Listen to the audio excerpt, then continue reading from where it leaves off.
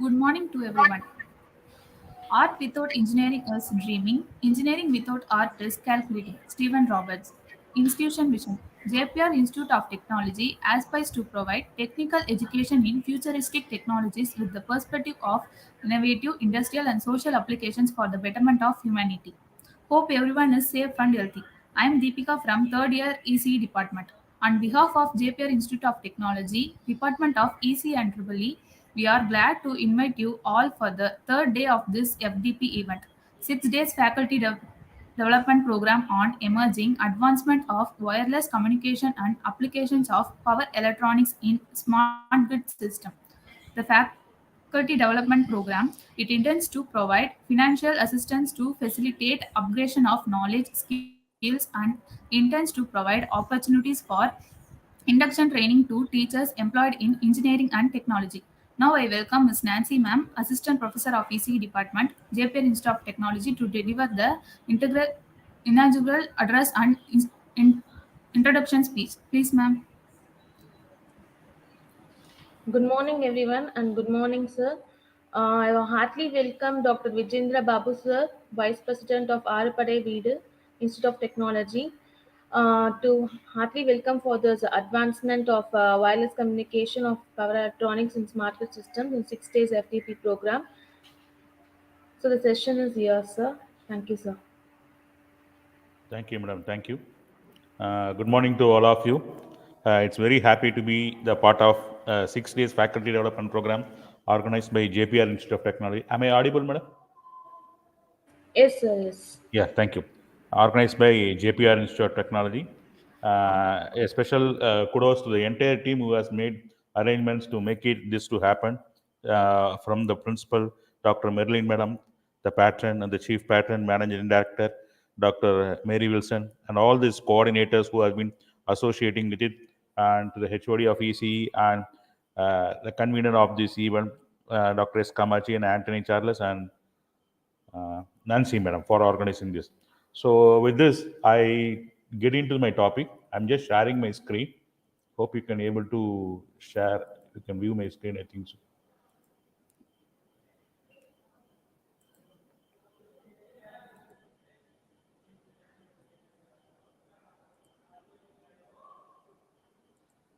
Can I able to see this presentation?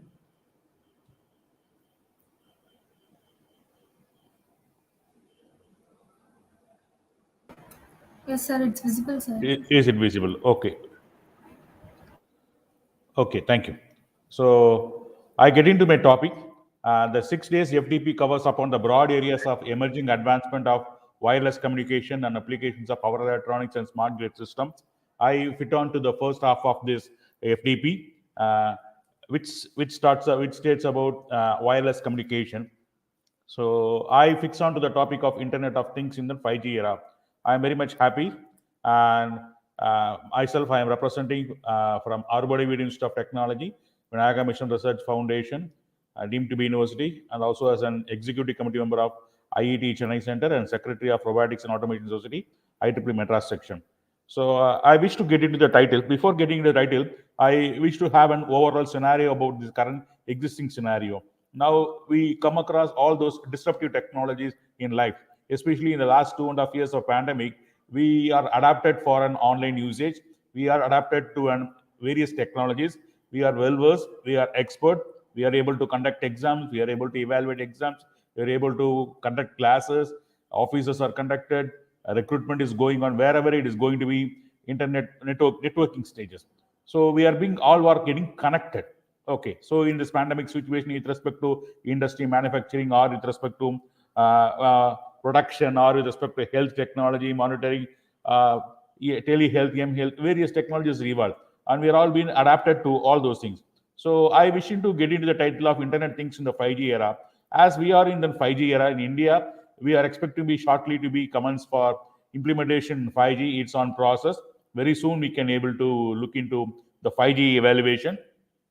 And with respect to that, so I wish to touch upon the topics of 5G, fifth generation of the mobile communication, which we will be having an evolution from first generation to fifth generation. Everybody would have been looked about this evolution of mobile communications, how it starts from first generation, then 2, 2.5, 3, 3.5, then 4G, and what happened to middle intermediate stages, and 5G. What is going to happen in few years? And US has implemented the 5G 3 months ago, and we had heard about few news that the flights which are being disrupted with respect to implementation of 5G, and even an Indian government has cancelled few flights to that US government, the initial stages of 5G deployment. So there has been rumors and myths about the 5G too, but it is going to be a very vast development which is going to happen, which is going to change the entire ecosystem of our human being. So which is going to have a huge impact on our whole lives, healthy lifestyles, or ecosystem. It is going to be changed. That's the one part of it.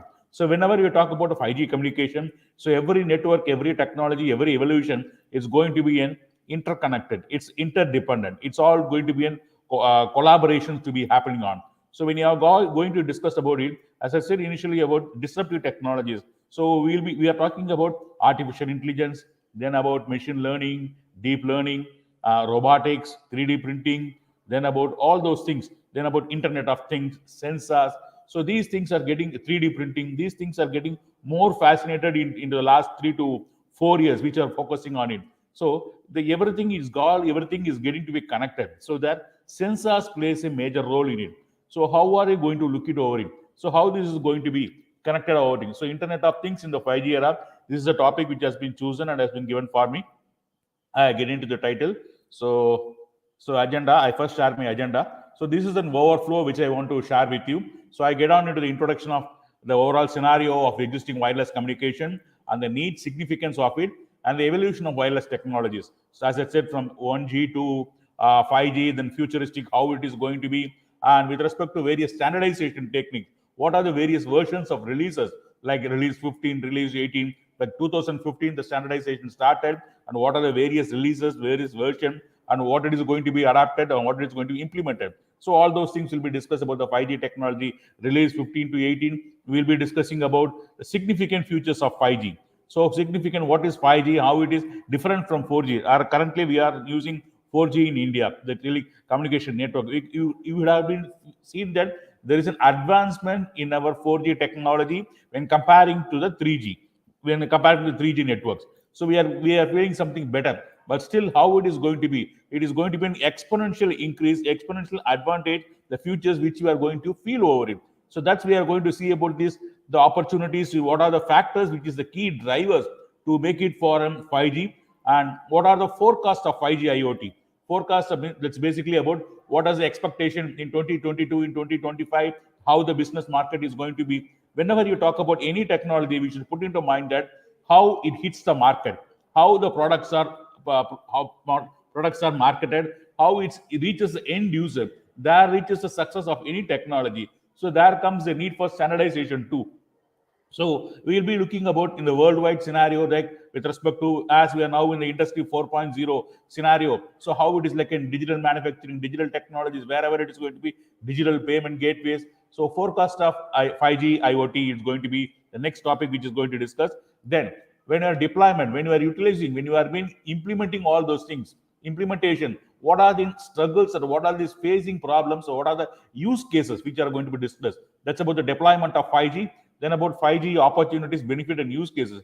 Here I have taken some 4 to 5, like a case study with respect to an industry, with respect to an healthcare, with respect to a smart city, various applications, and what are the pros, what are the cons, what are the opportunities for to improve. So that's all to be discussed in the next parameter. Next, I am just moving on into the standardization. So we all know about IEEE, Institute of Electrical and Electronics Engineering. It is a body, international body, which looks for standardization, one of the standardization sector where we come across all those things. So we will be relating to with respect to 5G and with respect to developments of various technologies. What are the standards associated? We would have studied from initially from IEEE 802.3, like rim topology, bus topology, mesh topology, all those things. Then we have come across IEEE 802.11. That's about wireless LAN. Then we had evaluated to 802.11a, then 802.6. So we'll be looking about what does it mean actually? What is a number? What is the project 802? What is the extension of version? What is the frequency representation? How it is related? and what are these evolution technologies. So that's the thing which we are going to discuss about IEEE standards and global collaborations for 5G. And then with respect to 5G, what is an Indian government policy which has been laid down on 2018 by Department of Electronics and Information, DTI, DIT. So that is going to be discussed about the IEEE standards. Then that's 5G vision for India. So this is the first half which is going to be covered about the 5G, which suits for this 6 days workshop on wireless communication. Then I am moving on to the Internet of Things, which is a very fascinating words, IoT. We call it about IoT. There are varieties of IoT. We talk about industrial Internet of Things, IIoT. Then we talk about IOMT, Internet of Medical Things. Then IOHT, Internet of Health Technology. Then Internet of Everything, IoE, Internet of Behaviors. So like it goes on Internet of Grid. It's like connecting everything, how it is going to be looked over it, how it is going to be evolved over it. It's a very fascinating and very sensitive topic, which has been effective in current scenario. So we'll be discussing about the futures and its architecture. So wherever we get into any systems, any technology, we first of all we look into the parameters, the significance, then how does it works, what are the front runners or the building blocks, and what is the architecture. Even in architecture, we would have studied with respect to networks. We would have come across like OSI model, ISO model, TCP/IP model, like in 7-layer and a 5-layer model. Now, similarly, we'll be looking at respect to IoT, Internet of Things. What is the architecture? What are the different perception, starting from the things, the connectivity to the end user, to the application, to the business level. All those things we'll be looking over it. And once we are getting into it, next our focus will be on low power communication technologies. We all come across now into the low power communication. So what are the technologies used over it? We would have heard about even in a mobile, everything you'll be looking over, we'll be having an USB ports, various connections and all options are looking over it. Either you are having Wi-Fi or a Zigbee or a LoRa. Okay, so what are these low power? What is the need for it? What is the distance ranging over it? What is the comparison? What is the necessity of looking over it? So that's about the low power communication technology, which is going to be discussed over next. Then I said about the various flavors of Internet of Things. So how it is going to be evolved. It's a very huge open area where it is going to be making to be good, very huge surprises in overriding. It is going to be mini IO something dash T, like IOMT, IOHT, IOE, IOB. It's going on to be like Internet of what not. That's to be. Then now, as of now, we are going into looking onto 5G communication. What is the future? What are the challenges for it? What are the challenges not achieved? What is going to be in futuristic development as a long-term vision, as a long-term vision? How it is going to be looked over it? Like an futures of 6G communication. What are the expectation? What are this combination interoperability? And that's to be looking over it. And at last, I just cover about the few research issues in Internet of Things. So I had taken the few references from Government of India, the Government of India's references and few articles. So I'm just sharing all those things in the references page. So this is the overall topic which I am going to agenda, which I am going to cover for today's session. Okay. So I wish to share these two great personalities would have come across in life.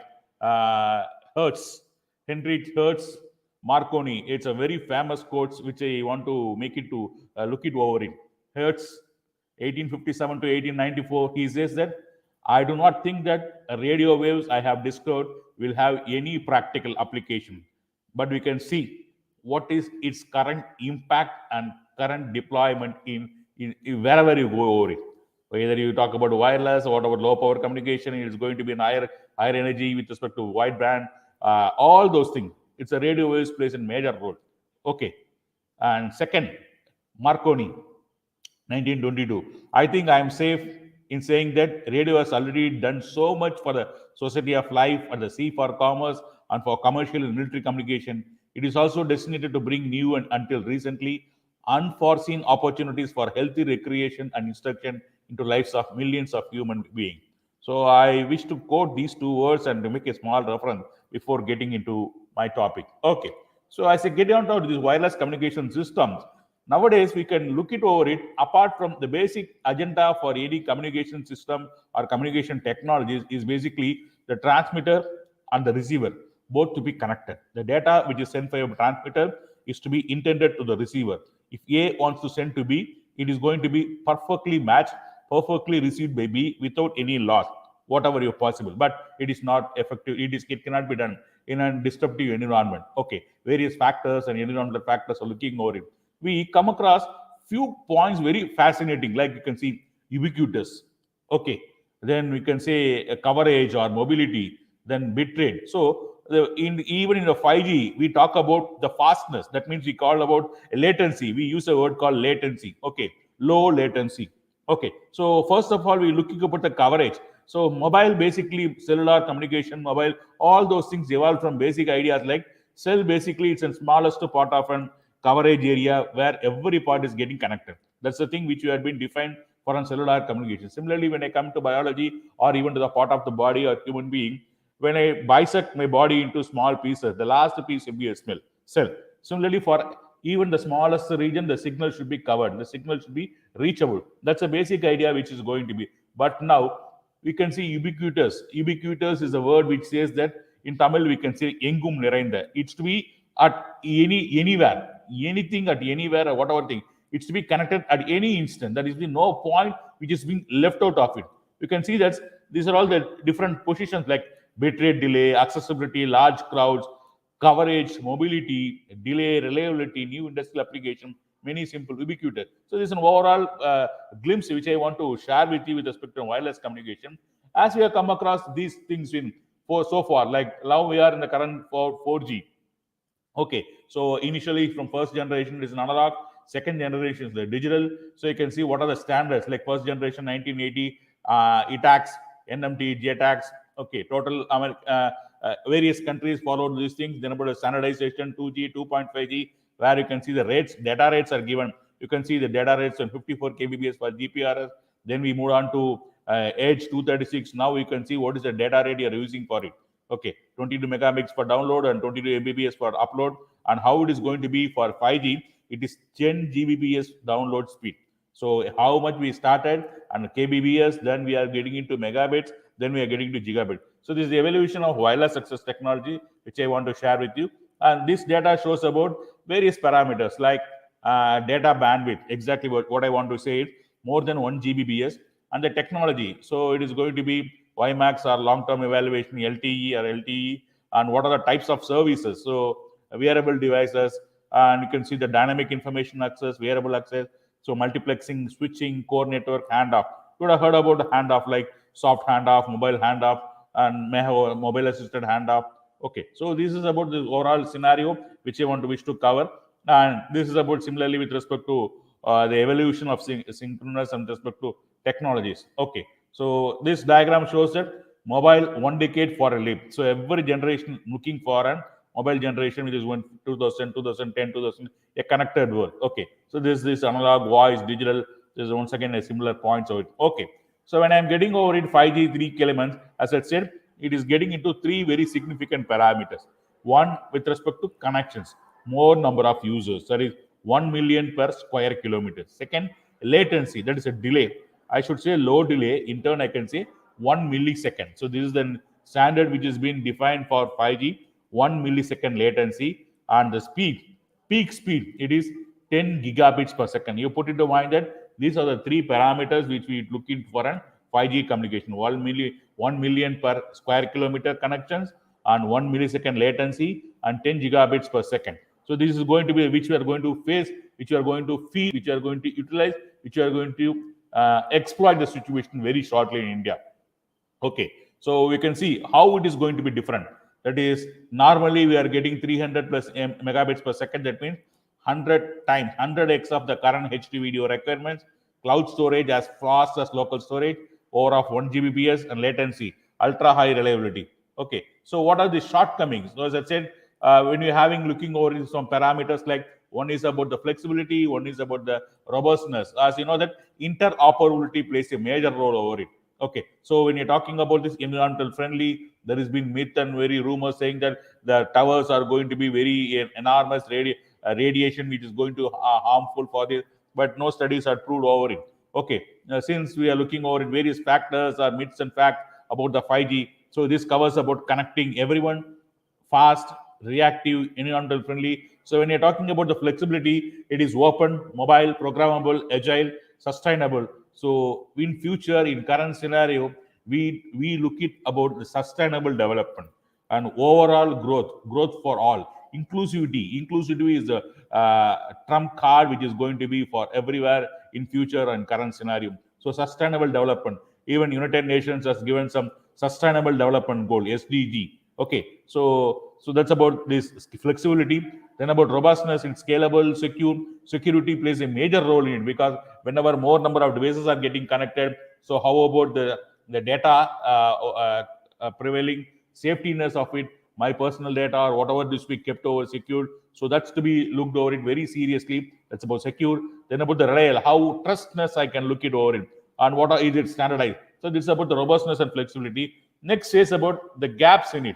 What are the gaps to reach over it? I can see that LTE is a fourth generation. You can see now we are having 30 to 50 millisecond delay, which should be reached to an end-to-end latency. It should be 1 millisecond. You can see how much gap it should be filled out, which is going to be tackled by a 5G. And second, throughput it is now it is 100 megabits per second. So the gap which shows the middle layer, which shows that 100x, it should be doubled up, the tripled up. N times of something is going to happen over it. The number of connections, now 10K connections, LTE, that's the fourth generation, long-term evaluation. Now it is going to be taken for 1000K connections per square kilometer. So you can see with respect to 100x to be looked over it. Then the mobility, what is, and as I said, when you are getting into mobile communication, we use a very fascinating word called what to say about it, of who walks fast or who is in a vehicle. Okay, slow moving user, fast moving user, we call it, because the slow moving user will not cross over the same region. Suppose I am now in Adayar, I just from the morning to evening I just roam over the same area in the surrounding of three square kilometer. So I am been fixed to the same base station. I never cross the base station. So no need for taking for an handoff to given for the next base station. So that's never. So there is a no need for handing off. There is no need for supervising my signal, whether I had crossed, whether the signal should be disconnected and I connected to my next base station, or somebody else who rides in a bike or a car. For every 3 minutes or 2 minutes, he crosses from Adayar, he just got into Thiruvanmiyur, he comes to Thiruvanmiyur, then he gets into ECR, Kotivakkam, like he still reaches to Mahabalipuram. So every 2 to 3 minutes, once he crosses this area, he's been connected to the next base station. So automatically, he will be disconnected from the existing base station and connected to the next base station. Automatically, handing off will be taking place. So the handing off should be very fast, and it should not be sensed by the user. So automatically, the mobility is basically we looking over it. At some cases, when you are moving very fast, you can see that when you are on a travel, our signal will be lost. That means you'll be disconnected and you should establish a reconnection. So that's the thing which is going to be. Okay, so that is 350 kilometer per hour, but the mobility is going to be 500 kilometer per hour. That says high speed railway. So 1.5 times it should be increased. Then about the network architecture. Okay, it's an inflexible and it should be ability for slicing to be done. So these are the gaps identified with respect to existing 4G and how it is going to be filled up and what the real expectation which are going to be faced very shortly. And the targets, similarly the data rate, latency, mobility, spectrum efficiency, that's the thing which are looking over it. And as I said about the standardization, we had come across various types of releases. Okay, so I just getting over it.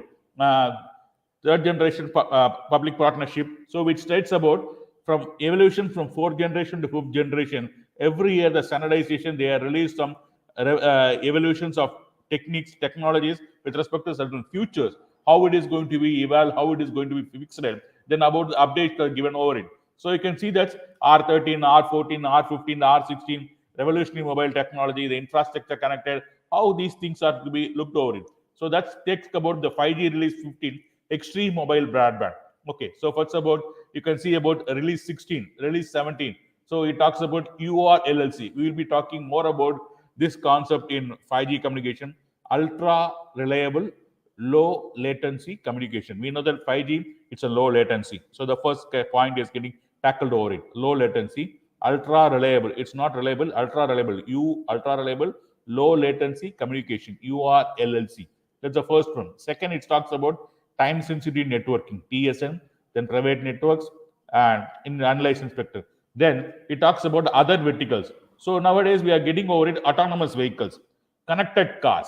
Okay, autonomous vehicles. So you can see what are the facilities available in autonomous vehicles. You know, the driverless car we're talking over it. So it is going to be an interconnection of various technologies looking over it. So vehicle to vehicle communication, vehicle to vehicle communication. So V2X or V2E, various things. So that's about the second parameter. The other verticals are taking over it. Then the third one, it's about network deployment or automation, that full 5G resilient and device enhancement. Okay. So this is about release 16. And what are the changes happened for release 17? So we'll be getting on into each one by one. That's the thing. So release 15, so this explains about all those things. So how it is going to be release 15 in which year and which evolution, which says that release 15, this is an vehicle to everything communication phase 2. This explains about what is the development has been looking over it. Then comes about release 16. What are the developments? What are the deployments are taken over it? That's about 2020, 2021. What is going to be expected in 16, 17? Okay, so this explains about release 16. Okay. So these things have been shared at the end, which has been taken from an standardization 3ggpp.org. You can look it over it. So this radio enhancement, system enhancement.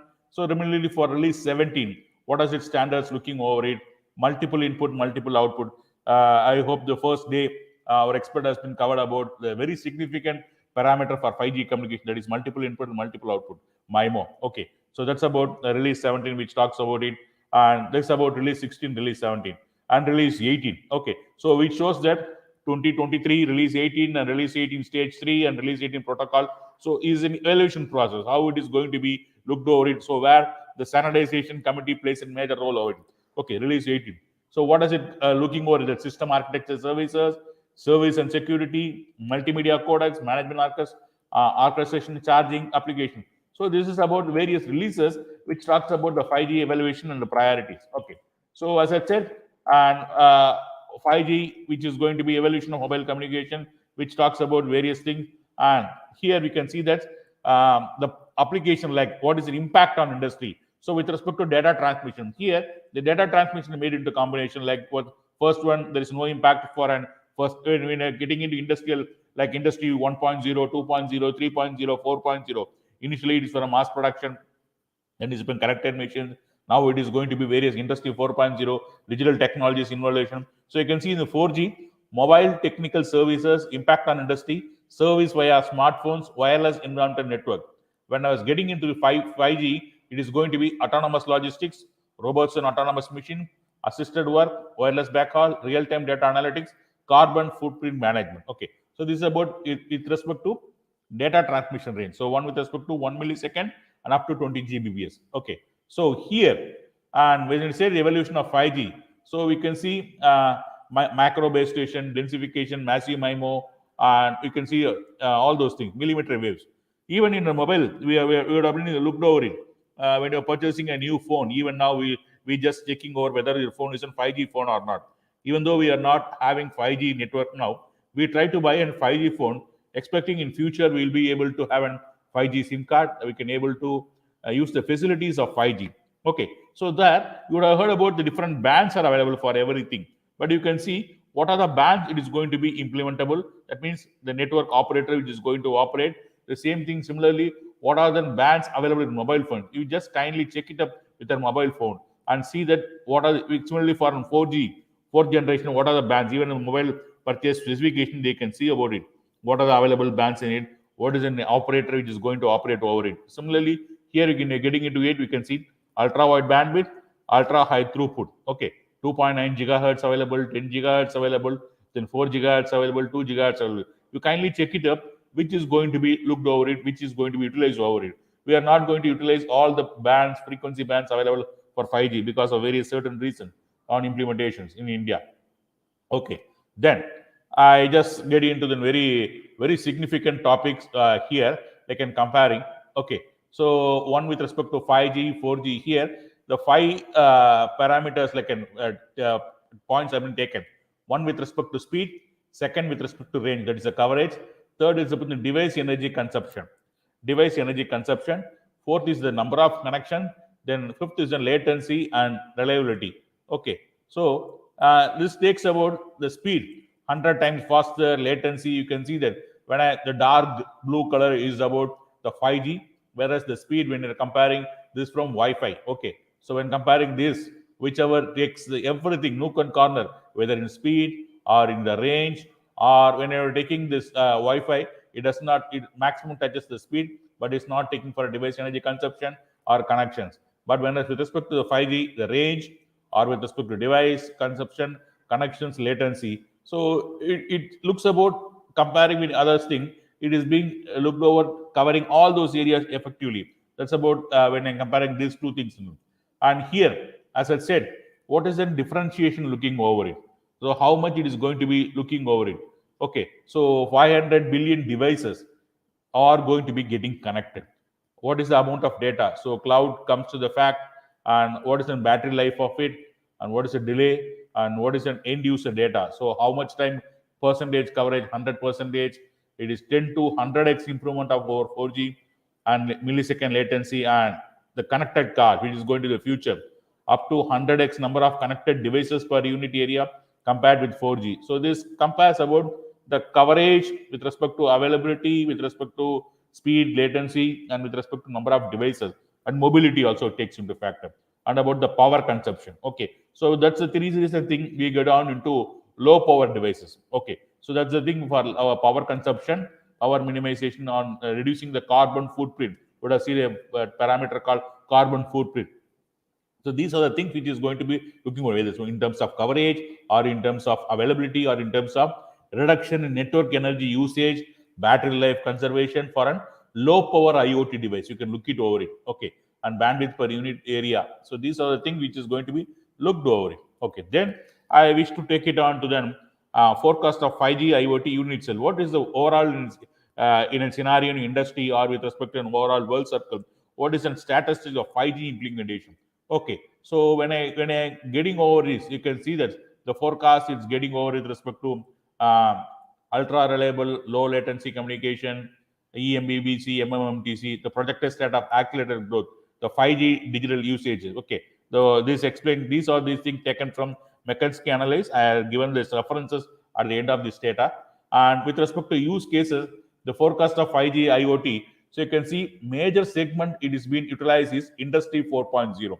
So that comes across 22.3. And with respect to smart city segment, it is 8.4. Then smart energy 5.1, connected office, smart security, connected health, and others. So example, I have taken some few references and few videos. I will be sharing here and there at the presentation, and few things at the end of the session. Okay. So example use cases they have taken: autonomous systems in factories, for example, robots and computer vision, autonomous virtual reality, then HD cameras for public safety and traffic management, smart grid control, sensor-based building management, water security. That's about the smart retail payment. Okay, then about the forecast with respect to Industry 4.0, B2B, business to business, manufacturing, construction. So this gives about this evolution about one is about the manufacturing, second is about the construction, mining, supply chain, and the agriculture. You can see that Industry 4.0 is expected to trigger a strong rise in 5G IoT sales for distinctive in beginning on 2023. Okay, then just I get on to deployments of 5G. So whenever I'm discussing with respect to how to with respect to how to deployment of 5G, how it is going to be implemented, how it is going to be adapted. Okay, so what are the factors are looking over it? So that plays a major role in it. So when I'm talking about the deployments of 5G, what is the need for it? What makes to look into the implementation of 5G? The first point, which states that increased demand from consumers and enterprises. First thing, definitely. Second, availability of more affordable devices. And third thing, significant operator investment of 5G technology and spectrum and infrastructure together with the implementation of global standards, and to drive growth in market interest on IoT. Okay, so when you're discussing the 5G cases, we take into three main categories. First one, as I said, URLLC, ultra reliable low latency communication. Second, which states about EMBB. We just also looked over it actually here. EMBB, URLLC. Okay, it means enhanced mobile broadband. I repeat over it: enhanced mobile broadband. Second, massive IoT. And third, critical communication with its own speed, capacity, and latency. So whenever we are talking about EMBB, which we'll be using in the most point of this discussion now. So enhanced mobile broadband. Okay, so that's the first thing we will be looking over it. And the massive IoT, these are three main categories. Okay, so when we're discussing about EMMBB, that's the first thing. Then about second thing, URLLC. It's about ultra reliable, low latency communications. And third, it's about MMTC. It's about massive IoT. What I said, massive machine type communication. You can see the three things which we have been discussing here. First one, MMTC, massive machine type communication, EMBB, enhanced mobile bandwidth, and URLLC, ultra reliable low latency communication. Here, you can see the projected start of accelerated growth. You can see there has been huge growth in terms of MMTC, massive mobile, and when comparing to EMBB. Okay, so this I want to make it very clear for you. So that's the thing, massive machine type communication. Okay, so here there are three corners that we taken at parts of a triangle. The future of IMT, like the standards, international mobile application. First, we're looking on into enhanced mobile broadband. Okay, enhanced mobile broadband, and second, MMTC. Okay, here the parameter is takes up more number of devices per square kilometer. That's about over million devices per square kilometer. And here it talks about the latency. That's 1 millisecond. Okay, the transfer error here. So what are these things applicable for this with respect to low latency and with respect to enhanced mobile bandwidth? You can see 3D video. So now we are talking about 4K.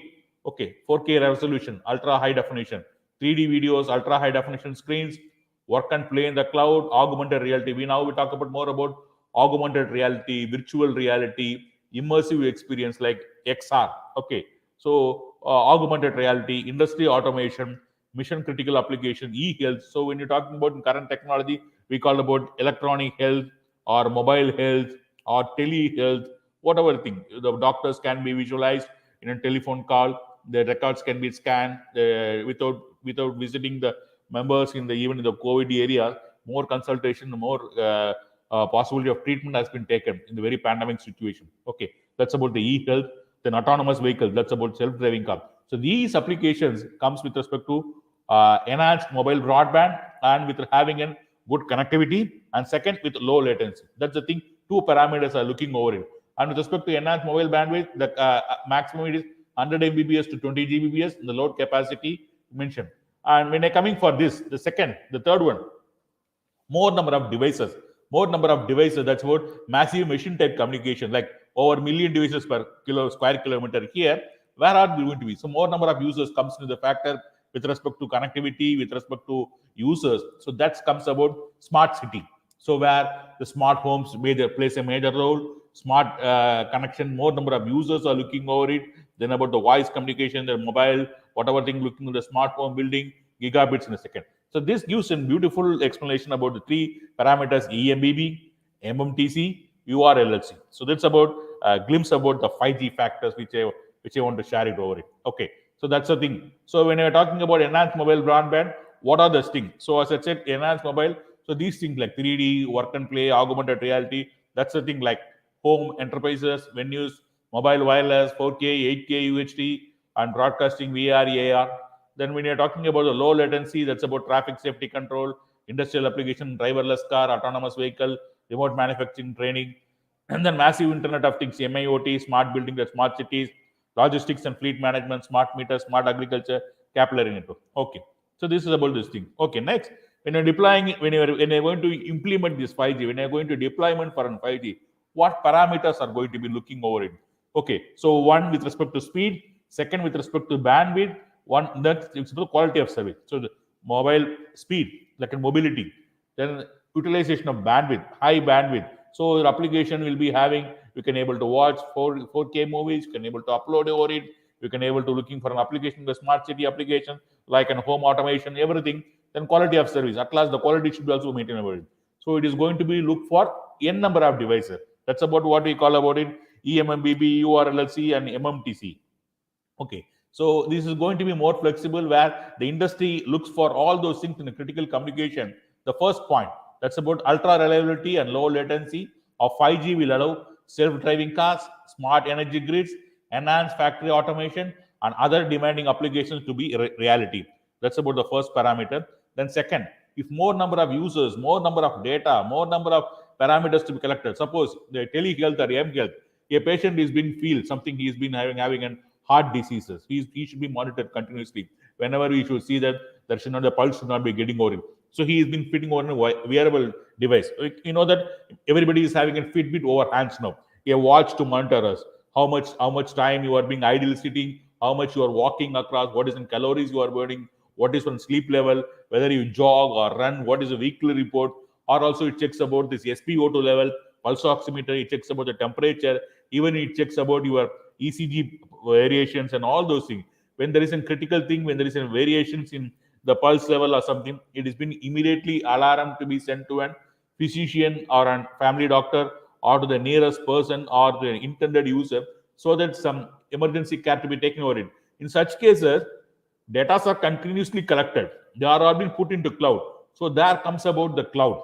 Okay, so we cannot put into an storage devices, and also for an low power should be utilized over it.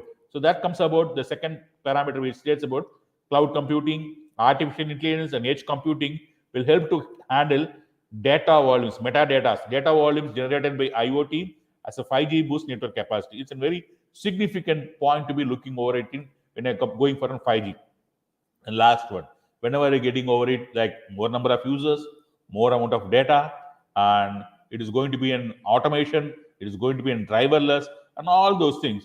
What is an management level? What is an network level? What is an application implementation level? Okay, scenario for overall to monitoring all those things. How it is going to be like a network slicing. So how it is going to be enhanced, like network slicing, non-public networks, 5G core care, and what is a global IoT network, and how it is going to be connected from connected device. That's all those things.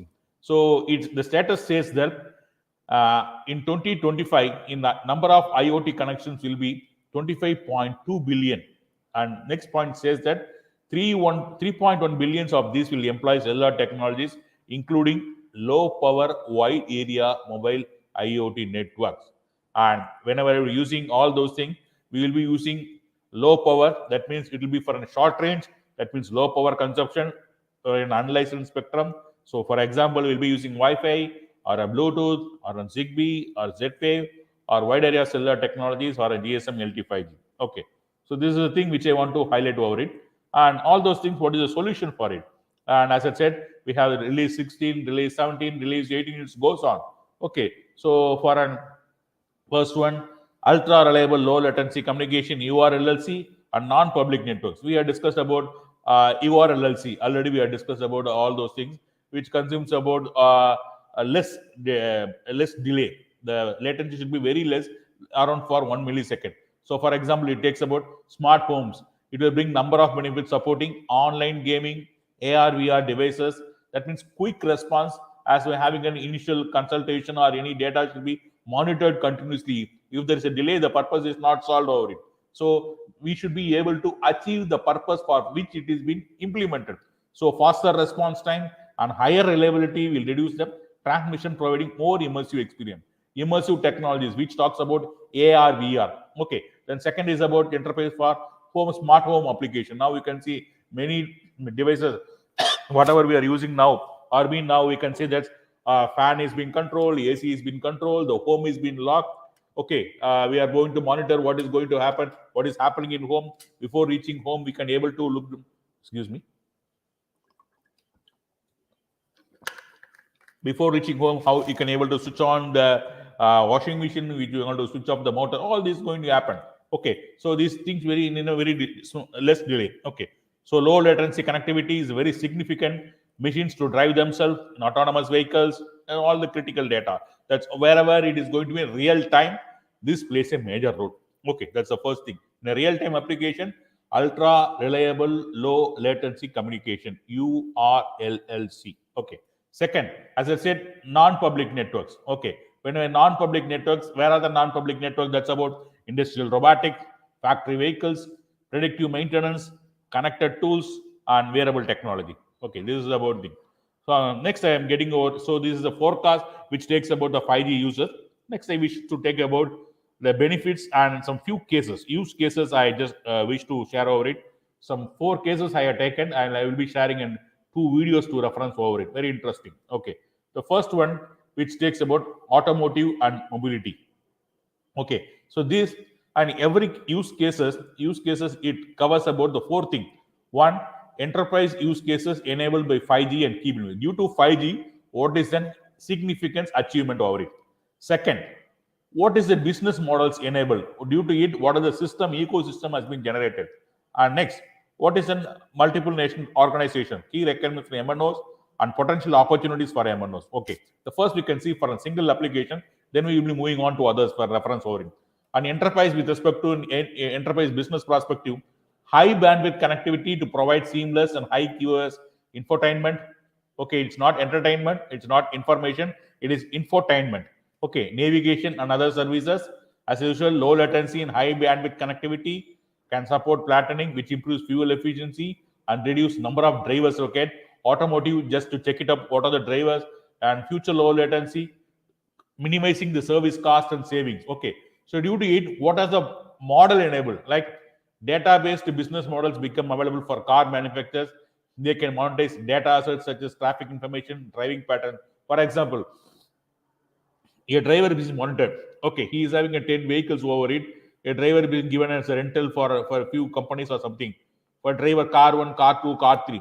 He starts from the point one morning at 10 o'clock. He picks the car and reaches and come back at 9 o'clock at the night. So amount of distance coverage is the only factor which is being monitored early. The start point and the end point, the in time and the out time.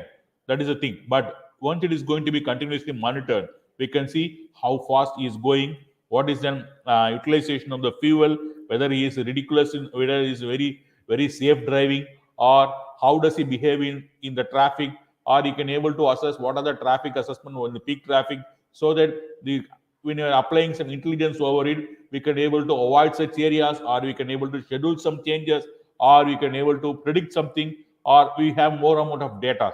Okay, so what is in the methodology of driving patterns of the driver? He's been very timing reaching, or is there anything changes over happens? You can see that now from the Swiggy or Zomato, whatever we order food, the point which we book the food, the point which he picks and points which he receives, it's been continuously monitored, saying that the person is being temperature sensed with temperature in the morning, he's been vaccinated. So everything is continuously monitored. Similarly, when you are able to fully monitor all those things, the whole thing which results in it, we can predict that whether he is suitable for this work, whether the system is suitable, or any changes should be. So completely a data-driven model has been existing over it. Okay, so that's a new business models enabled. It's all due to evaluation of technology. Like database business models become available to car manufacturers. They can monetize data assets. Other stakeholders such as insurance companies and fleet managers and who value information. Because when you come to insurance companies, when the more amount of insurance is reduced, when the claims are reduced, so we can see that the amount of loss for them will be minimized. So automatically we can see how effectiveness this can be achieved. That's about this thing. And with respect to service level agreements and close relations, this is about the automotive and mobility. And the last parameter, it's about potential opportunities for MNO, pan region networks, and public private partnership. Similarly, here the example is given. So advanced connected vehicle trail, how when you're testing for it, like the brake testing, electronic emergency electronic brake lights, EEBL, in-speed vehicle, which crosses over the speed 60 kilometers, which is given, and when there is a right turn assist, whether somebody is crossing in a lane, it should not take it off, and red light violator warning when you are crossing something, signal is everything is getting over monitored, and we are taking a very fast in a curve which should not be happen, cooperative forward collision when you're getting close to a device. So everything is being monitored, whether what is a driving pattern, what is everything is monitored. It's about an advanced connected vehicle trial. And second, very interesting field, media and content. So how the 5G is getting over it. Okay. So when you're getting about the volume of images or videos for an AR, VR, or recording which goes over it very fast with a less delay, and what are these immersive experience business models and live content and low latency and potential for AMOs. Okay, then third is about the public smart city operations. Okay, so smart city use cases and 5G connected. I just play this video. You kindly say that you can able to view it. Can you able to see it?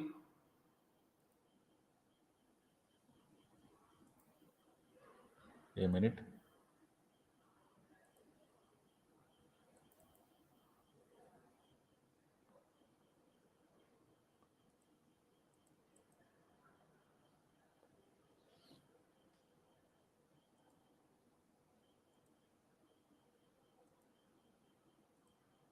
Okay, I'm just not able to.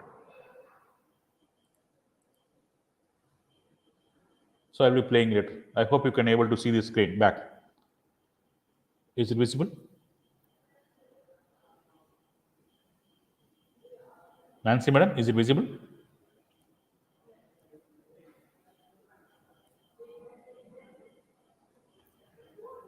Okay. Then about the healthcare, which talks about the next significant model, the healthcare and the manufacturing. Okay. So these are the things which I want to share with you regarding how it is going to be looking over it, and energy and utility, and what are the use cases in the business model on 5G. Okay. Next, we'll be getting onto the significant case, like we are taking on to various use cases of 5G. Like one is about the smart cities, autonomous vehicles, improved viewing experience in sporting events for visualization in a very huge crowd, and better crowd management in sporting venues. Like we can able to plan the expecting more number of, suppose in a gate we are having some 50 members are waiting. At loud we can know that if we have any connected information there in the main entrance gate, some 1,000 members are happening. So what I can do for either to get into the same venue, I can plan for something, either delay or make it for the other to looking over it. Some proper process management can be looking over it. Okay, so how this is going to be? So it's all due to connected of data. How I am going to reach in a timely manner. That's the thing. Then sports broadcasting, 5G drones, immersive entertainment, and overground trains. Okay, this is about this thing. Then about manufacturing, smart factories. Very interesting. I have a video also for you. Connected cows and coughing manufacturing, smart factory. Suppose an example is given when a cow is to give a birth, which is going to be monitored. The device is fixed over it. It monitors what is the health and what is the time for all those things are getting over it. So, like in wearable, it is the cows are being monitored, how it is looking over it. Smart factories, connected cows and coughing, healthcare, construction, energy preservation, transformation, tourist attraction. So these are all these UG cases looking over it. Then about massive machine type communication and 5G and beyond network. Okay. So this is about machine to machine communication. Okay. So we call the 5G tower as E node B, E and B. That's the way we call over it. So machine to machine device domain, machine to machine communication, machine to machine service domain, short range or wide range, E node B. That's a tower. 5G towers are called E node B, E and B. Okay. Next, I'll getting into the last part of the 5G, which talks about the standardization of a sector, IEEE standards and global collaboration for 5G. As I said initially, when you are getting over it for an IEEE 802 project, which takes about all those things, evaluation of from starting from 802.11. Okay, wireless LAN. Okay, so how it is going to be looking over it? So what are the standards which have been defined over it? IEEE provides a complete end-to-end collaborative framework for an accelerating realization of 5G and revolution of use cases tomorrow. Okay, here, so IEEE 1914, 1904 is about NGFI, flexible, efficient, scalable. 1918, 191073, it's about the IoT. IEEE P2431471420111, soft RAN. Okay, that's about radio network, mobile edge computing. Okay, so what are the societies? So this we all come to know that the available societies in the industry which connects about the standard association and initiative and all those things. So here it's about initiative grad. Okay, the standards which you come across in 802.11, which you all know, Wi-Fi, the IEEE 1800, System Verilog 1394. We come across 8023. It's Zigbee, which we use in majority implications. 802.15.4 Zigbee and Ampacity. Okay. So when you are looking about the standardization, we'll look about various factors are looking for a roadmap projects. So first one about standardization, the hardware, millimeter waves, then massive MIMO, application services, security, edge automation, satellite, test bed, system optimization, optics, and deployment. So these are the things which has been expressed over the 5G maps, and the societies which takes care of all those things like 802.1, 802.3. So we come across 802.11. So various societies and WPAN, wireless PAN, 802.15. Okay, 15.6 wireless body area network, and which is very sensitive, which is now very more look on into very research factors, body area networks. Okay, and wearable computing, all those devices will be focused on this topic. Okay, next one is about 802.16. WiMAX 802.18, 802.19, 802.21 vehicle communication, which is now V2X, which has been more fascinating and more interested to looking over it. IEEE 802.11p. Okay, that's about this thing 802.11p standard application. And what are these vehicular systems like IEEE Vehicular Technological Society and Antennas Propagation? These all the societies. Okay. So standards in developing of 5G related to 5G. So these things which I want to share, like each society which takes care of what are the developments. Okay, and the future how it is going to be. So now the more focus is on with respect to vehicular transformation and with respect to 5G, which IEEE initiates like a future networks initiative. So with respect to various expert professionals to discussions and collaborations and deliberation to fix it off over thing to face the 5G marketplace. And with respect to Indian government 5G promotion program initiative of Department of Technology DIT DST. Okay, this is the report which has been shared as the reference for you. Make it report by 5G high level forum, which states that 5G vision for India major societal transformation in India by enabling rapid expansion for information technology across manufacturing, educational, healthcare, agricultural, financial, and social sectors. It has covered about 6 sectors: manufacturing, educational, healthcare, agriculture, financial, and social sector, with the role of information technology. And it uses a word called 5G networks, deploying networks early, efficiently, and pervasively, as well as emerging significant innovator and technology supplied. And emphasis should be looking for rural and weaker economic segments in a truly inclusive technology. What I said initially, like inclusive growth. So that's the thing, vision of 5G vision for India.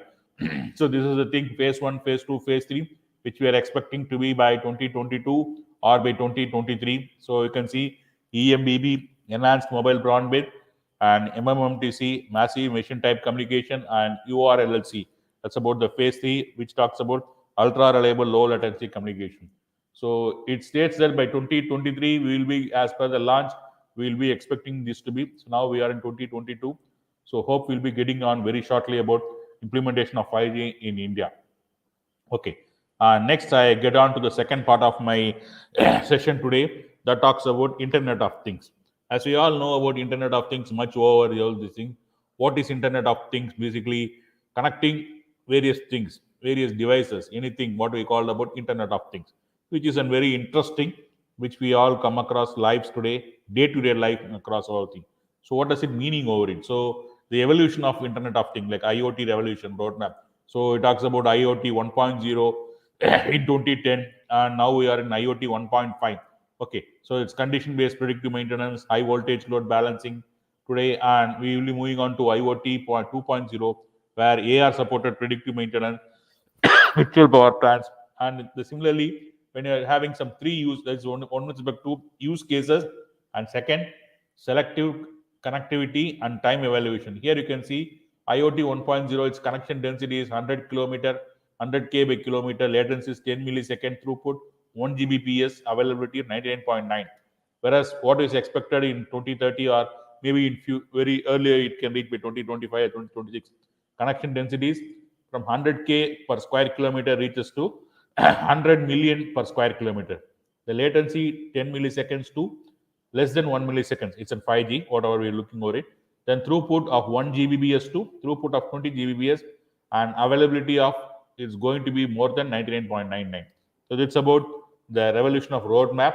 And Arthur Little, which states that various 5-step approach like identification of the needs, defining IoT cases, and determining enabling capacities, and partnership, public-private partnership, and how it is going to be strategized. And this states that in utilization of all those things in various country levels, the 5G connection utilization, and with respect to SSA, North America, and Asia Pacific, you can see the contribution now in 2021 and 2022 in 2025. This talks about the number of connections will reach 1.4 billion worldwide by 2025. And this talks about the market size in billion with respect to 5G connection. Okay. So this I am not able to share. I will try over it.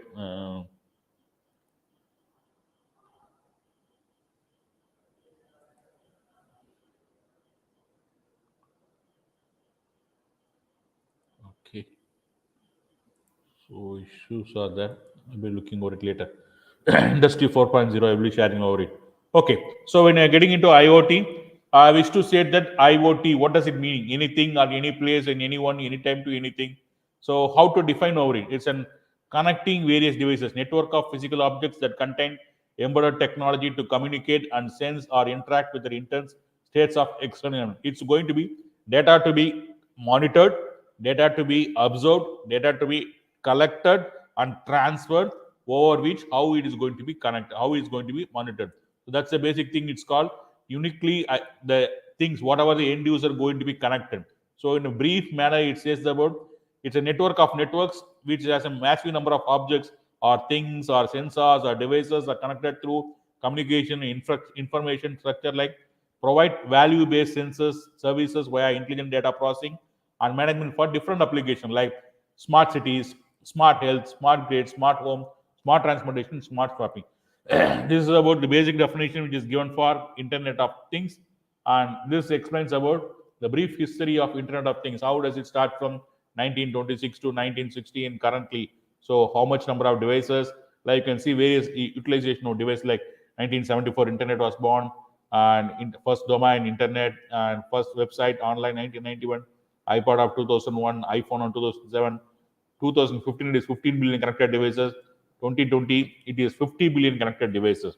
Okay, and we are seeing that it is going to be fine. Okay, what is an influence and structure of IoT? Whenever I talk about IoT, these four things are plays a major role. One is about the people. Okay, so I am being monitored. I am using a Fitbit. I am being monitored. So first, people. Second, what is monitored? Whether my health status or my sleeping pattern or my attentiveness or some other data. So data has been, so people. Second, data. Third one, whether it is going to be real time, what process it's going to be. That's about the process. First, fourth one, things. So the four structures, the influencing or parameters of an IoT. First one is people. More things can be monitored and controlled, people will become more capable. Second, data. Third, process. Fourth one, things. Okay, so the four dimensions, I can say that item identification, that is tagging things. Second, embedded system, that is thinking things. Third is the sensors and wireless sensor networks, that is feeling things.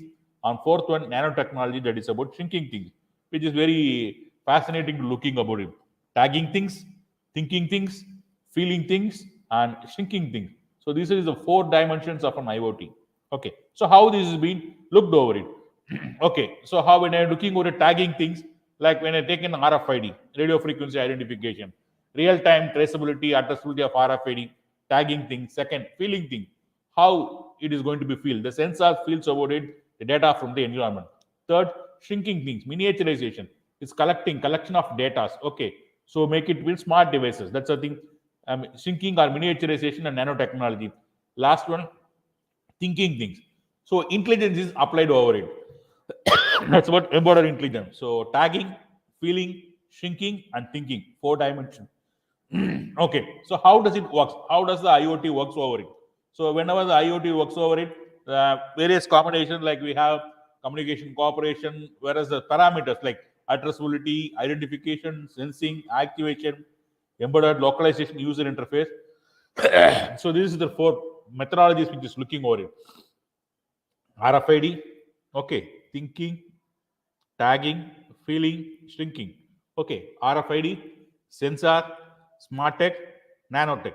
Okay, you just kindly put all this into mind. First one, RFID, to identify, track, and data things. Okay, I just monitored, I just collect the data. Second, to collect and process the data to detect the changes in the physical status. Once sense, I am just monitoring real time. Okay, something is getting over it. He is being variation. He is being standard operation. He is moving or in ideal place or going over it. And third one, smart tech. Okay, smart technology. So how much amount of power consumption? What are the different types of network it is getting associated? And third one, like in thinking, I should make to miniaturization.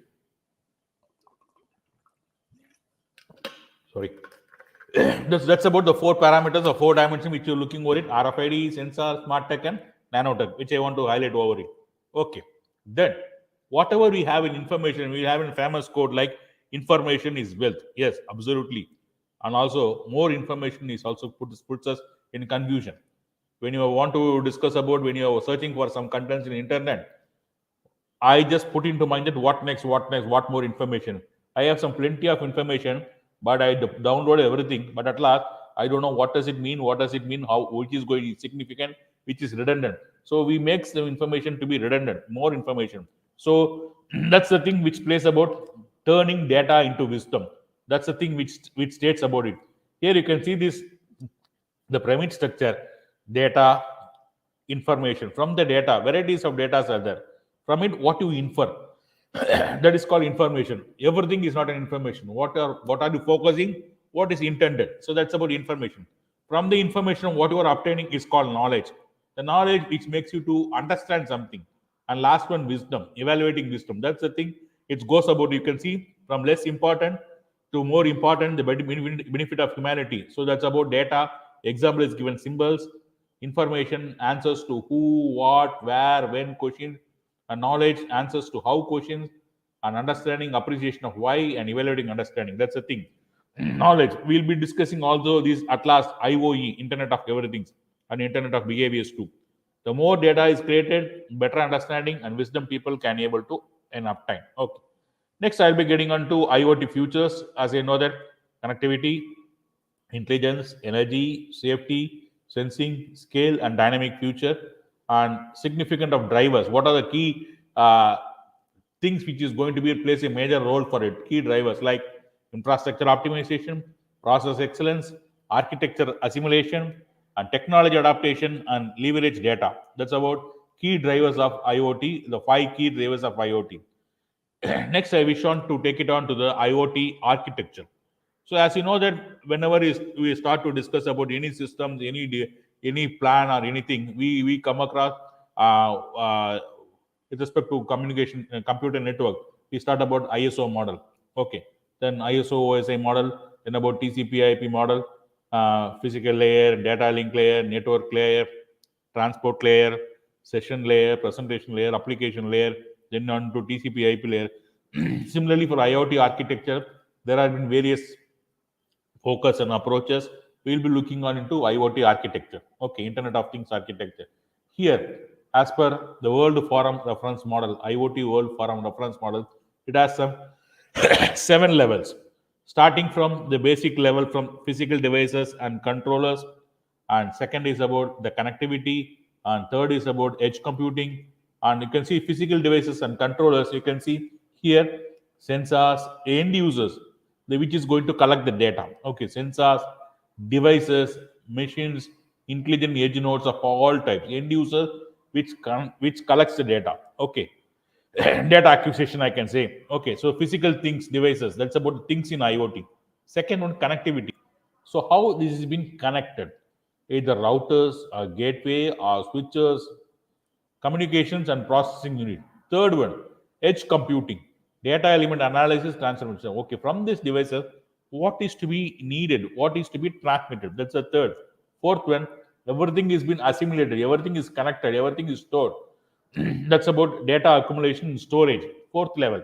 And fifth level, it's about data abstraction. That's about aggregation and access. Okay. Then sixth level, application, reporting, analytics, and data control. Last one, it's about the business model, collaboration process. That's about involving people and business processes. So it's about 7 levels of IoT World Forum reference model. Similarly, I have like a different, like 3 layer approach, 4 layer approach, 5 layer, 3 layer application network perception, 4 layer application network support and perception, 5 layer it's a business application and all those things. Similarly, I'm getting on in different structure for sensors, actuator, how it is being looked over it, like gateway, where it's getting the information from sensors, actuators, smart devices, then I'll put into cloud gateway, then about the control data, applications, the models, intelligence applied over it, data analytics. You can see device administration, user administration, security monitoring. 3 levels are given. The topmost level is security monitoring, the middle level is user administration, and the first level is device administration. That's about the architecture. And when I'm taking over all those things, it's like things layer, where I said sensor, actuator, RFID, the network layer, which plays what we call about low power communication technologies like Sigfox, LARA, narrowband IoT, Wi-Fi, Bluetooth, near fall communication, even a mobile new mobiles or anything, we consider NFC technologies, Then middle layer network, what we call more information stored like cloud, like edge computing, cloud computing, decision making. The last one with respect to end user, that's about application layer, which talks about smart application like end user, like with respect to industry, healthcare, or agriculture, transportation, or IoT system, or autonomous vehicle, or for a tourism devices, or for anything, educational purposes, anything like an monitoring in an port sector, how the traffic monitoring, connected vehicle. So it's an application layer, end user, smart application. Okay, that's about application layer. This is about it. And this explains about a very crisp application of IoT application like smart healthcare, agriculture, transportation, energy saving, tracking, monitoring, UAV communication, analytic and prediction. Okay. So here it takes about with respect to device management and smart agriculture with respect to devices and device access, device visualization, and other cloud services. Okay. Example is given. The use cases for an IoT, which talks about IoT structure for smart agriculture area. Okay, so what happens now? We know that whenever the soil is moisture, we just start do our plowing. We put our seeds, we put water, we continuously monitor whether it's in a proper growth or it. Whenever the soil dampness or water level reduces, we just apply water to pump on the motor to make it up. And whenever there's a disease getting affected, we monitor what is the quality of the leaves, what is the quality of the food fed for it, what is the fertilizer, whether it is sufficient or not, whether it is any necessary care to be taken over it. All those things should be continuously monitored. Okay, but when the machines are playing, like in smart agriculture area, okay, so what type of sensors should be monitored over it? What are the types of sensors put over it to monitor and check over it? So it takes about soil moisture sensor, whether it dampness and water content in the soil. Second, ultraviolet sensor. It's about the sun temperatures in the rays, about the heat with this what I think the temperature. And third, air humidity and temperature sensor. So these are all getting connected to the gateway. Then it's about the database, application server, controller, and the end user looks over it. Okay, so this as a basic layer, the things layer. So the devices like sensor, network communication. I can see that the types of communication like Sigfox or Wi-Fi or narrowband IoT or Bluetooth or LoRa, low range, all those things are communication. Third one, middle layer, the cloud areas. Okay, so all the collection data are put and stored, analytics are taken over it, and the end user, the farmer. Okay, so this is whatever we have seen over it. So this has been given and categorized with respect to smart agriculture area. Okay, similarly for a connected IoT, we have some cloud services, enable IoT services like rapid service creation, analytics, connect and protect, service enablement. Okay, then we move on to very significant part over it, which talks about low power communication technologies, what we call about it, like Sigfox, LoRa. So as I said, in a 5G or IoT, we said one is about low latency. Okay, then is about more amount of devices getting connected. Then is about the battery utilization getting reduced. That means the amount of charge should be retained, more amount of usage, and amount of draining of system should be reduced, and the carbon footprint should be reduced. In such cases, the low power energy should be consumed. Low energy should be consumed. So instead of transmitting a high power, even MIMO would have discussed about all those things. You have covered about. Similarly here, that's about the basic idea. Short range communication, especially instead of going for a long range, which is not intended, I focus on short range communication. Okay, so it's about Sigfox, LoRa, Wi-Fi, Zigbee, narrowband IoT. That's about the low range communication. And this is about an example use case in retail. For example, a person automation checking out whether he's been purchased properly, whether his bill has been paid. Even though we can have an RFID tag, if you're not paying, automatically it makes a bill ring over it just to catch hold of it. Okay, here it says about automated checkout. Beacon automatically charges customers as they walk out of the store. That's basically once I walk out, I take some dress, I take a shirt, I take a tie, I take a shoe, a pair of shirts, which cost me around 4,500. I just take it and move out of the gate. No, not going for a bill payment. Once I move out the gate, automatically, based upon the bill payment, which matches about the generates a bill, I can show the amount 4,500. Mobile can be shown like an NFC, like you have a tab over it, like and what we are using now, GPay, Phone Pay, or Paytm, whatever thing. We just scan or we just initiate a mobile transaction. It is going to, but it all happens automatically. It is automated checkout. And second, layout optimization. based on the comprehensive analysis in-store customer behavior. Okay, so based upon the interest of it, it is going to be monitored, and real-time personalized promotion. This is going to be hell of the thing. This is going to make to kill our packets. Okay, kill our purses. So whenever there is an offer, automatically a message comes for you. There is an 50% off in an Adidas shoe. There is a 30% off in an Amazon. There is a business sale or a billion day sale. So automatically, which makes us to pull for getting into all those things. It's all studying our behavior, like what you call Internet of Behavior. Okay, that's about the real-time personal promotions. Then customer tracking, whether what does it do, which is focusing, which is more interesting. You can see whenever it gets into any store, whichever there is much covered in more films also. The more attraction things are kept at very attractive point or visible point where we tend to is a pleasing mind to get into stores. So real time in store analysis enables improved customer care and reduced inventory shrinkage. Okay, inventory shrinkage and inventory optimization. Whenever we are getting that two things are taken out, it should be replaced immediately. No need for somebody to check it over it. So that's about inventory optimization. This is one of the example of IoT users in detail. Okay, and then next I want to share about the different flavors of Internet of Things. So as I said, IOMT, IOHT, IOE, and IOB. Okay, so that's about Internet of Medical Things. So Internet of Medical Things, you can say Internet of Healthcare Technology or Internet of Medical Thing. It is a subset of Internet of Things. Okay, and where it takes care about the healthcare condition, medical devices, hardware infrastructure, and software application used to connect healthcare information technology. It is also called as IoT health in healthcare, and it securely communicate over the internet to allow rapid, flexible medical data. Okay, telehealth, all those things comes into IOMT, Internet of Medical Things. And next, whenever we talk about Internet of Medical Things, we should also be looking over blockchain technology. Okay, so all the data are being stored and shared. So blockchain is getting directly linked to IOMT. We'll be looking over it. And next one, Internet of Everything. As I said initially, data, information, knowledge, and all the wisdom. I can see that data things people process. IOE, Internet of Anything, IOE is an intelligent connection of people's process, data, and things. It discusses about the world, how the sensors detect the measures and the status and connect over the very thing. So this is going to be a very futuristic thing. It is going to be happen Internet of Things and networks. That's about the second thing, Internet of Things. And last third one, which is very more focus on nowadays, all those things about Internet of Behaviors. As I said, data, information, Internet of Things. Whereas knowledge and wisdom, it talks about Internet of Behavior. Okay, IOB. It combines the three fields: behavioral science, edge analytics, and Internet of Things. Okay, how the humans purchases, how the humans are tend to focus, how the humans are being attracted, how the humans are deviated and being looked over it. What is the reaction looking over it?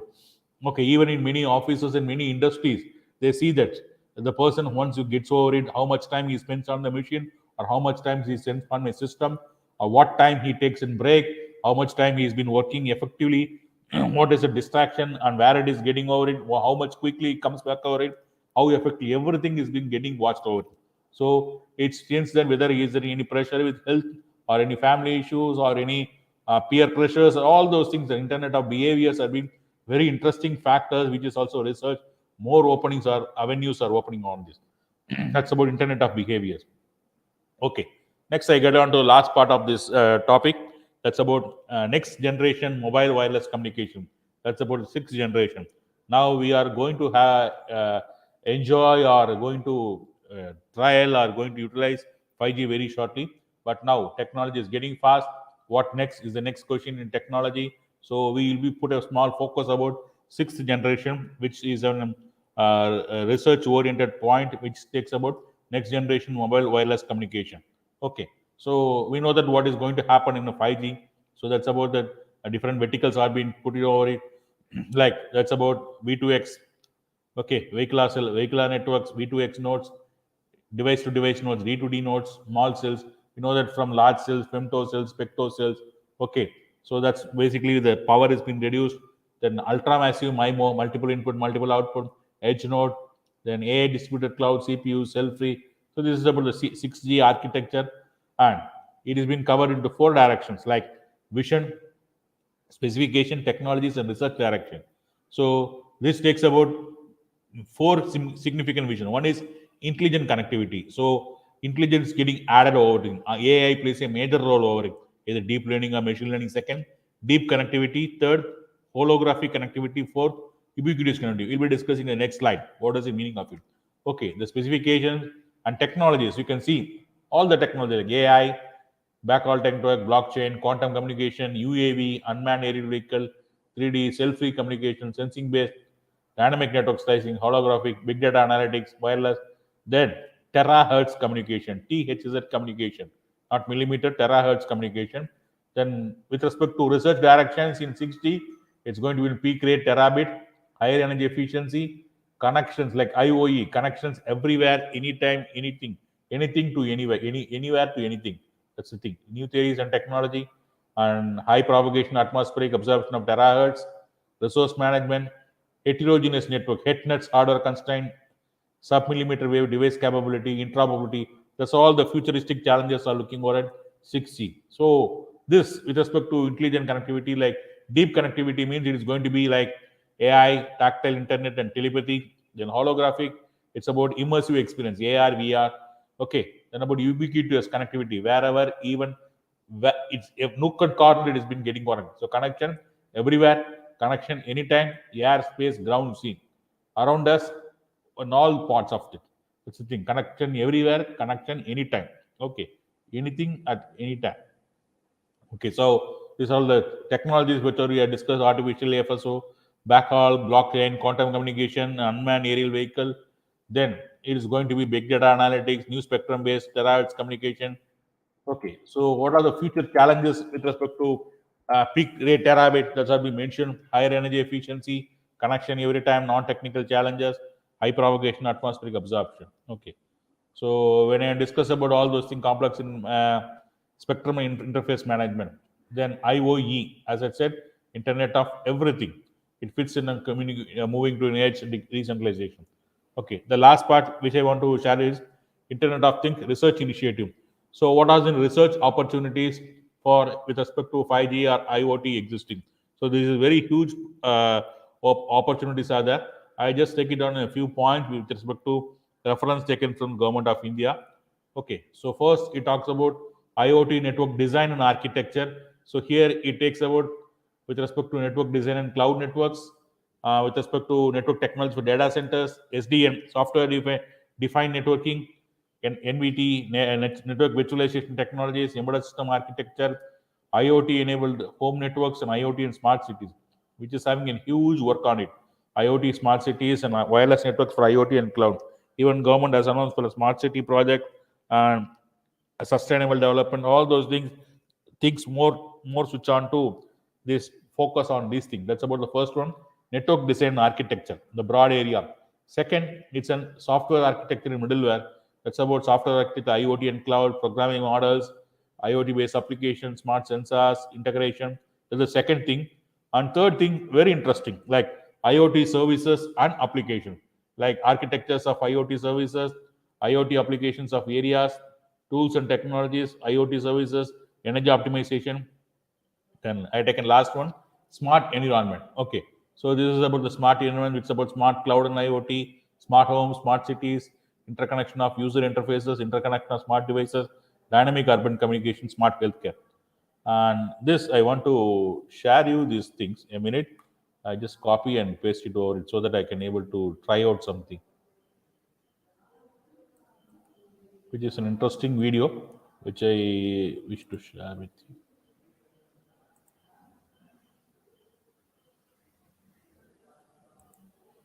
I stop sharing, then I come back once again so that I can able to share with you a minute.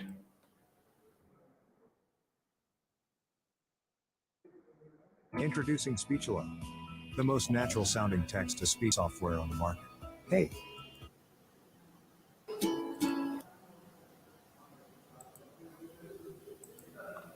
Yeah, once again I share my screen now.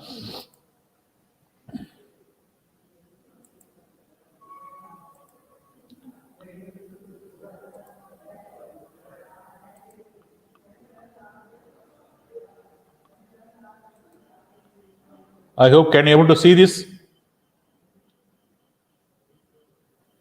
I'm just playing this video.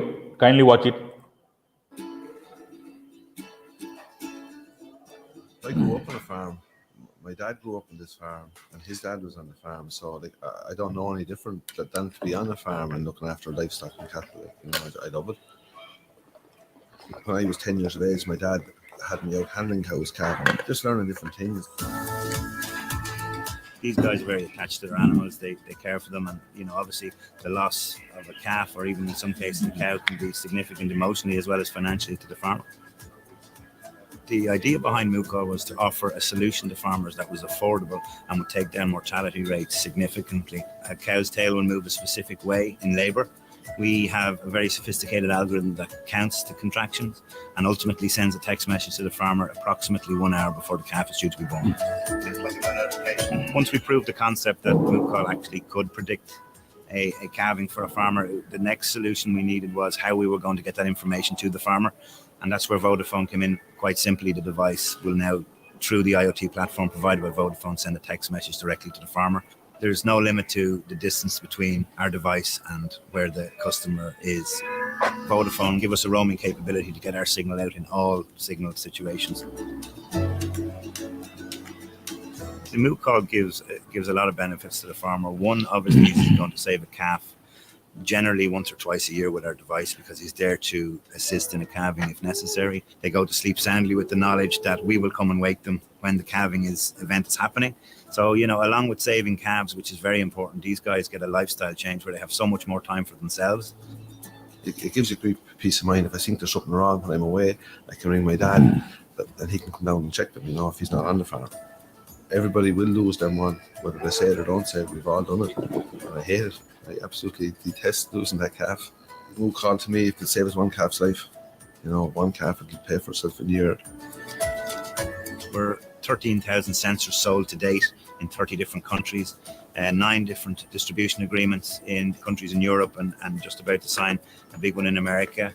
In every case so far, Vodafone has had an IoT platform in those jurisdictions that give us full coverage. So it makes our globalization of Moocall seamless. And, you know, I'm very happy with what we've achieved, because we've obviously put a solution to the market, which has given everyone real peace of mind on the farm.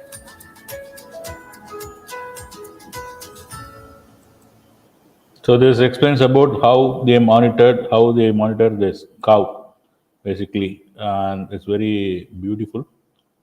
And next, I want to take you to the very interesting video from Barcelona, the smart city. So we'll be having, with respect to a few more. I stop my sharing so that I can able to do it properly.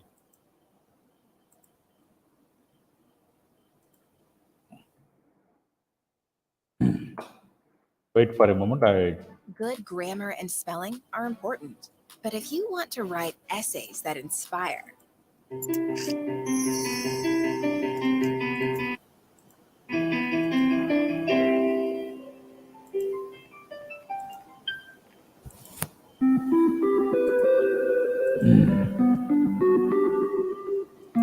Barcelona is betting for innovation and wants to become a smart city.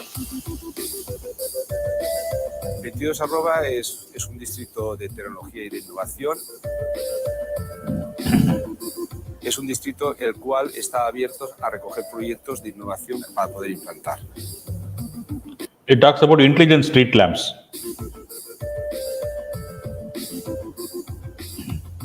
In this project, what we're using is LED lights. One of the great benefits of using this sort of lighting is that you get a very accurate and individualized control. This is something you definitely don't have with a traditional public lighting. Nos encontramos con un videosensor y nos va a detectar presencia y gestionará la cantidad de luz. So if someone is walking close to the light, this sensor is going to detect that and it's going to go up.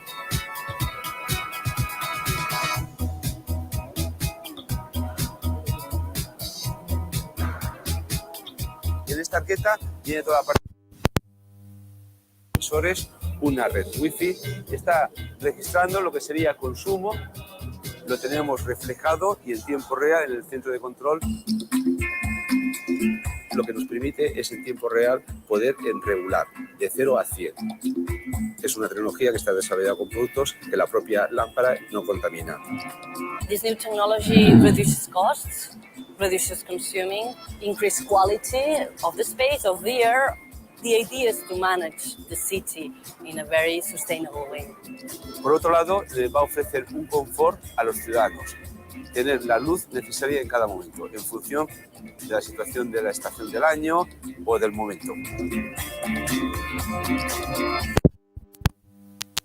Very interesting facts about the city which talks about it. And one more last video I will share over it. Then I will conclude my talk. A minute. Autonomous vehicles. Yes. 5G drones.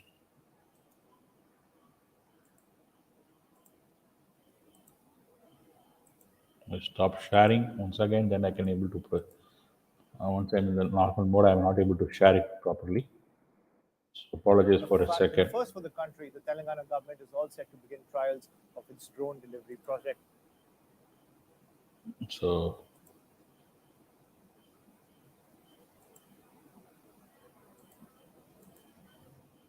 this is the last share which I want to share for a drone.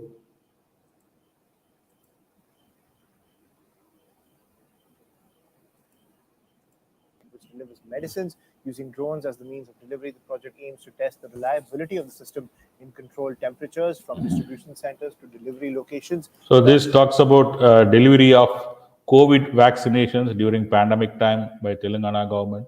So it's about unmanned aerial vehicle. Also aims to undertake beyond the visual line of sight drone flights for jab delivery via the Vikarabad district airspace, as the drones will initially be used to distribute COVID vaccines to far-flung districts. The trials, starting today, will continue till the 10th of October.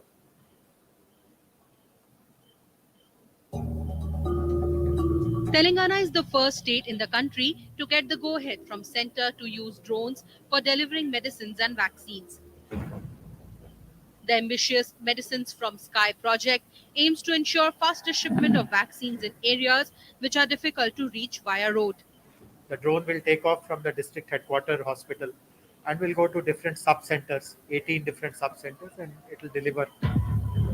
As per the guidelines issued by the Ministry of Civil Aviation, unmanned aerial vehicles can travel up to 35 kilometers with a payload of 4 kilograms and fly at an altitude of at least 100 meters. The flight routes will be predefined on GPS so that the drones can return to the base station after delivering a consignment of drugs to distribution centers. The Telangana government has also roped in companies like Dunzo and Flipkart to help in last-mile delivery of vaccines and medical supplies. These companies will essentially not only help in transporting these vaccines but also ensure last-mile delivery, reaching it to the actual number of beneficiaries that the state government has been targeting. One partner who understands how unmanned vehicles have to be tracked and monitored. So one agency in your consortium must have this kind of an expertise, and one of. So that's about the drone delivery, which has been shared over it, and that's I think very interesting. And last one, which is having a different perspective, that's about the construction area. Then I will wind up my session. A minute.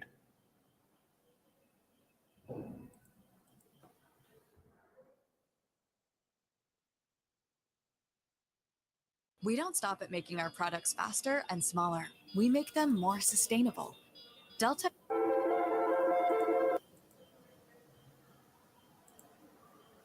Yeah, this is a thing which I want to share with you, which is also very interesting. IoT for a construction.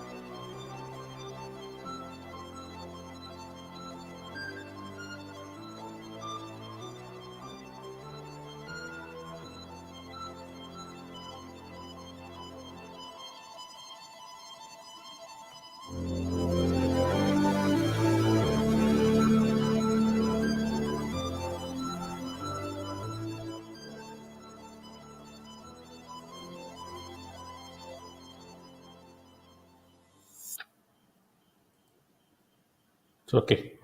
So that's about the various applications which we are looking over it, and connected cows. These are the references which I had taken. Any questions I can able to answer. And thanks for your patient listen. If you want any collaborations or any discussion, you can able to reach me at vijendrababu at av80.ac.in, dvijendrababu at gmail, and this is my LinkedIn profile, and you can contact me in mobile number too. Thanks for an opportunity and patient listening. So I just stop my sharing now.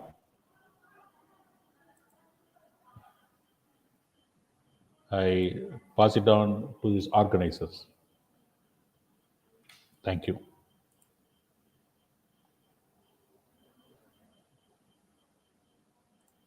Yes, Nancy, ma'am.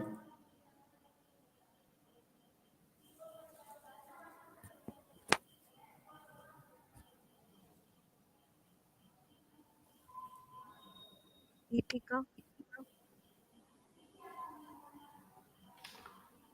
Yes, sir. Thank you for that. Sureka, sir, from one of the coordinator of this FTP, sir.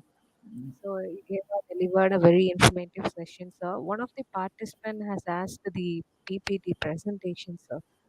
I will be sharing to you, madam. I will be sharing to you, madam. You can able to share it.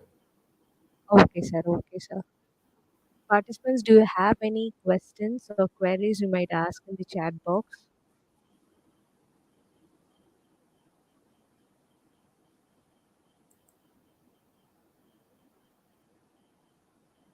Oh, thank you. Thank you. I can see this also comments now. I'm just watching now.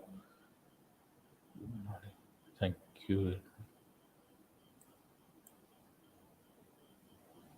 Shital Gavade, madam. I think so. I'll share this to the organizers.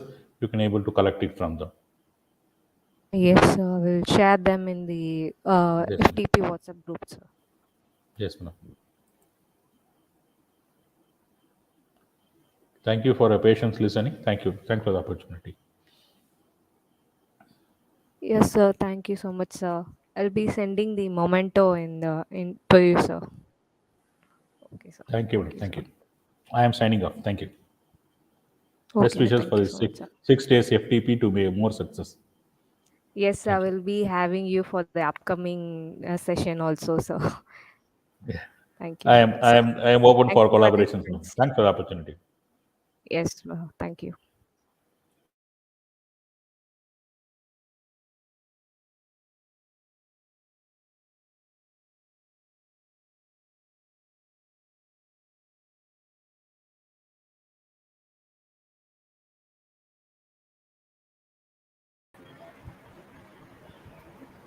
Sir,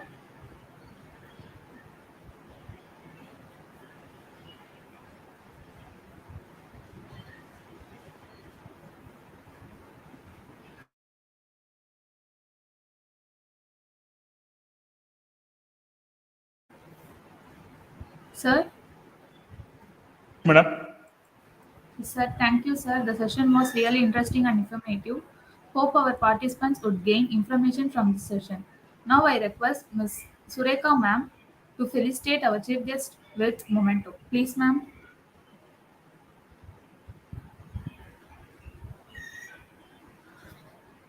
On behalf of JPR Institute of Technology, I thank the principal ma'am and the management for giving the opportunity to conduct this FTP. And I would like to give this memento to Dr. Vijendra Babu sir. Sir, have it this sir. Please take it as an answer. Thank you, madam. I do accept your memento, madam. Thank you. Yes, sir. Thank you so much, sir. Deepika, can you deliver the word of thanks? Yes, ma'am. Thank you. Thank you to all. It's my privilege to have been asked to propose a vote of thanks on this occasion.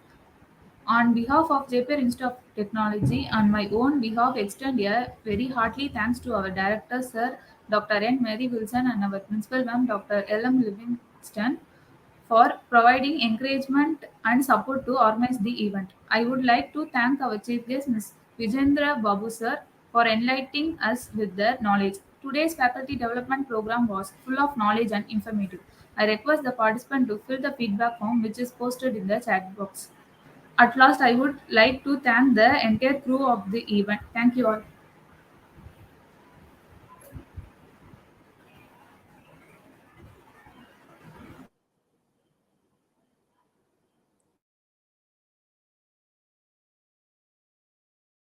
Deepika, have you posted the feedback link?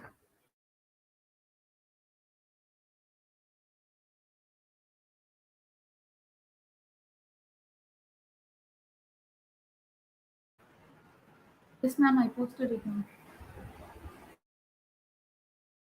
Yes, ma'am. Okay, ma'am. Thank you.